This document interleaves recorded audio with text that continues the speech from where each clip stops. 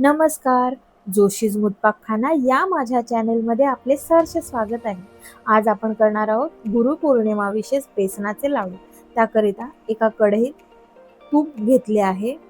ते गरम झाल्यास आपण बेसन घालणार आहोत. छान ढवळून घेणार आहोत. सुरुवातीस मिश्रण फार कोरडे वाटेल, पण जसजसे हे पीठ भाजले जाईल तसे तूप सुटू लागेल व मिश्रण सैलसर होईल.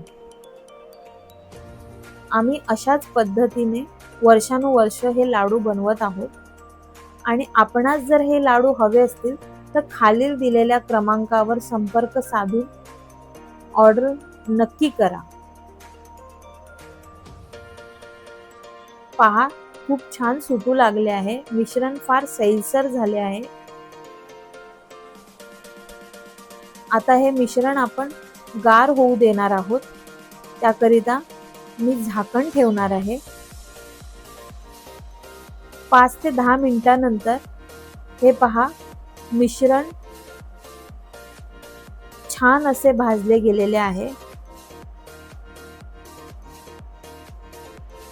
परत एकदा ढवळून मी झाकून ठेवणार आहे व 15 ते 20 मिनिटांनंतर मिश्रण पूर्णपणे गार झाल्यास आपण ह्यात पिठी साखर घालणार आहोत.